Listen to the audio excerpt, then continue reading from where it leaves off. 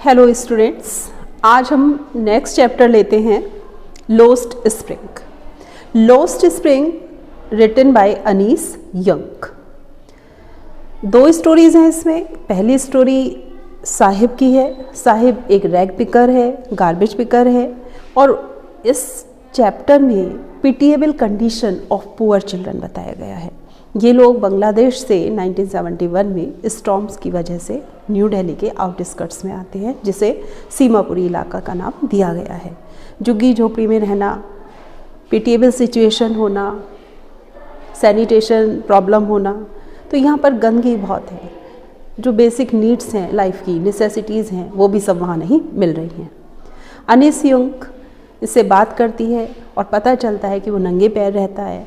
कारण पूछती हैं तो वो ऐसा आंसर देता है, लेकिन एक्चुअल रीज़न होता है लैक ऑफ मनी की वजह से वो शूज़ नहीं खरीद पा रहा है। ये गार्बेज को गोल्ड कहता है, इसलिए कहता है कि गार्बेज से ही उसकी अर्निंग होती है। फिर आगे यदि हम बात करते हैं तो बात आती है कि उनके हाउसेस मड के बने हुए हैं, रूफ टिन के बनी हुई होती है, और इन्हें सिविल एमिनिटीज़ जैसी कोई चीज़ प्रोवाइड नहीं की गई है। एक टेनिस प्लेयर है, उसके शूज़ रह जाते हैं, उसके शूज़ को यूज़ करने लगता है। एक और इम्पॉर्टेंट बात इस बच्चे के बारे में आती है, साहिब। इसका नाम है साहिब आलम, जिसका मतलब होता है लॉर्ड ऑफ यूनिवर्स। और ये आयरनी है, लॉर्ड ऑफ यूनिवर्स के पैरों में चप्पलें भी नहीं हैं। ये क्वेश्चन इम्पॉर्टेंट है आपके लिए। उसके बाद एक इम्पॉर्टेंट पॉइंट आता है इसके लिए कि 800 रुपीज़ में इसे एक टी स्टॉल पे, मिल्क बूथ पे काम करने के लिए कहा गया था। इसने स्टार्ट भी किया था, लेकिन इसने काम रोक दिया था। ऐसा इसलिए हुआ था, इसको लगता था गार्बेज पिकर में वो मास्टर है, फीलिंग ऑफ लोड आती है, और टी स्टॉल पे काम करके उसे सर्वेंट वाली फीलिंग आती है, नौकर वाली फीलिंग आती है, जो उसे एक्सेप्टेबल नहीं था। इसके इम्पॉर्टेंट क्वेश्चंस की यदि हम बात करते हैं तो इम्पॉर्टेंट क्वेश्चंस में फर्स्ट क्वेश्चन तो यही आता है कि ऑथर ने गार्बेज उनके लिए गोल्ड है। ऐसा इसलिए है कि वैल्यूएबल है गार्बेज, उसे सेल आउट करके उसमें से कीमती चीज़ें निकाल के वो सेल आउट करते हैं और अपने पूरे दिन की अर्निंग चलाते हैं। तो इस चीज़ को इम्पोर्टेंट कहा गया है। सेकेंड इम्पोर्टेंट क्वेश्चन जो इसमें है फुटवेयर वाला आता है, जो मैंने आपसे डिस्कस किया है कि उनके पास अफोर्ड ही नहीं कर पा रहे हैं, लैक ऑफ मनी है, जिसकी वजह से वो अफोर्ड नहीं कर पा रहे हैं। ट्रेडिशन नहीं है। साहिब एक बात कहता है कि हमारे यहाँ ट्रेडिशन है, हमारे यहाँ शूज़ नहीं पहने जाते, चप्पल नहीं पहनी जाती, लेकिन रीज़न ये नहीं है, रीज़न है लैक ऑफ मनी, जिस वजह से राइटर को डाउट होता है। उसके बाद वो टी स्टॉल वाला क्वेश्चन आता है कि वो टी स्टॉल पे काम करके हैप्पी नहीं हुआ था। हैप्पी नहीं हुआ था बिकॉज उसके अंदर एक फीलिंग आती है कि हाँ मुझे सर्वेंट वाला फीलिंग आती है, और ऑन मास्टर नहीं है, और जबकि गार्बेज पिकर में वो एक ऑन मास्टर की तरह काम करता है। दूसरा पार्ट शुरू होता है चैप्टर का, जिसमें फ़िरोज़ाबाद जहाँ बैंगल्स बनती हैं वहाँ के वर्कर्स की कंडीशन दिखाई गई है। फ़िरोज़ाबाद बैंगल मेकिंग के लिए जाना जाता है, और एक लड़का है मुकेश, जिसने अपनी पूरी फैमिली फर्नेसेस बैंगल मेकिंग में ही, मेकिंग ग्लासेस में ही लगा दी है। उसमें कलर करना, पेंट करना, इन सब में लगा जाता है। तो यहाँ लोगों को चाइल्ड लेबर राइट ही नहीं पता है। यहाँ पर एक छोटी छोटी सेल में रहते हैं, वहीं पर काम करते हैं, सनलाइट नहीं आती है, एयर और लाइट की कोई फैसिलिटी नहीं है। तो मुकेश जैसे 20,000 लोग फ़िरोज़ाबाद में बैंगल मेकिंग में लगे हुए हैं, जिन्हें बच्चों के अधिकार के बारे में पता ही नहीं है। मुकेश के ब्रदर की एक वाइफ है जो कि चूल्हे पे काम करती है, और जैसे ही मुकेश के पापा आते हैं तो वो घूंघट रख लेती है। तो ये वाली कल्चर, ये वाली ट्रेडिशन वहाँ पर है, उसकी आंखें धुएं से भरी हुई हैं।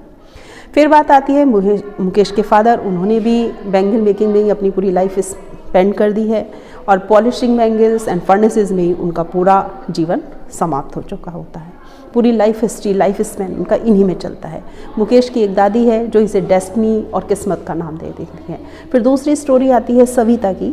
सविता एक लड़की है और यंग गर्ल है, जिसे शायद चूड़ियों का सुहाग से क्या ट्रेडिशनल हमारा रिचुअल है, कस्टम है, उसके बारे में इतना नहीं मालूम है, लेकिन उसने अपने बराबर में एक ओल्ड लेडी है, ओल्ड वुमन है, उसने सारी ज़िंदगी कभी भरपेट अच्छा खाना नहीं खाया।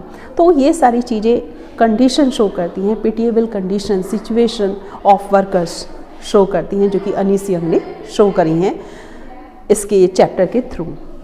परिवार पूरा मेहनत करता है लेकिन उनके हिसाब से उन्हें इनकम नहीं हो रही है। विसीसियस सर्कल ऑफ पॉवर्टी उन्हें कहा जाता है कि वो कर्ज में डूबे रहते हैं, मिडिल मैन और मनी लेंडर्स के चक्कर में फंसे रहते हैं, यहाँ तक कि पुलिस और एडमिनिस्ट्रेशन भी कोई हेल्प नहीं करती है, पुलिस भी उन्हें ही परेशान करती है। अब इस पार्ट की बात करें तो फर्स्ट क्वेश्चन आता है कि Firozabad is famous for bangles. फिर आगे बात करते हैं कि बैंगल मेकिंग डिज़ाइन और लेडीज़ के लिए सुहाग की निशानी होती हैं। फिर एक नेक्स्ट क्वेश्चन आता है कि बैंगल मेकिंग में कंडीशन ऑफ वर्कर्स क्या है, तो बहुत पिटिएबल है, सिचुएशन बहुत ब्राइट नहीं है, फ्यूचर ब्राइट नहीं है। इवन बच्चों ने, वर्कर्स ने अपनी आइज़ भी खो दी हैं, they have lost the brightness of their eyes. Even उन्हें सनलाइट भी नहीं पता होता है, इतना वर्कलोड उन पर होता है, आंखें चुंधियाने लगती हैं। मुकेश का कैरेक्टर इम्पोर्टेंट है आपके लिए। मुकेश अपनी फैमिली में मैकेनिक बनना चाह रहा था, लेकिन किस्मत ने कहीं उसकी दादी के हिसाब से तो वो ऐसी पढ़ाई नहीं कर पाया, वो ऐसा नहीं कर पाया। तो अब हम यदि इस चैप्टर की बात करते हैं तो फिरोज़ाबाद का वाइज फिरोज़ाबाद फेमस, ये क्वेश्चन इंपॉर्टेंट है। मुकेश की कंडीशन वाला क्वेश्चन इंपॉर्टेंट है, और वहाँ पर कैसी सिचुएशन है, वर्कर्स को कैसे रखा जाता है, कैसे वे बच्चे बड़े होते ने तक इस तरह से रहते हैं, ये सारी चीज़ें इसमें बताई गई हैं। लॉन्ग क्वेश्चन की बात करें तो सीमापुरी में रैग बुकर्स का क्या कंडीशन है, वो वाली चीज़ आपके आ जाती है। मुकेश, हु इज़ मुकेश, ये क्वेश्चन इंपॉर्टेंट है। हु इज़ साहिब, और साहिब के थ्रू आपको जनरलाइज करना है the everyone who is living in Seemapuri और in Firozabad, they all the persons are facing the same fate, all the persons are doing the same job and they are not getting anything which can be called a civilized, which can be called civilized family. Basic amenities, civil amenities भी उन्हें provide नहीं की जा रही हैं। तो इस chapter में ये पॉइंट इंपॉर्टेंट है, इन्हें ध्यान दीजिएगा, ये इंपॉर्टेंट क्वेश्चंस हैं।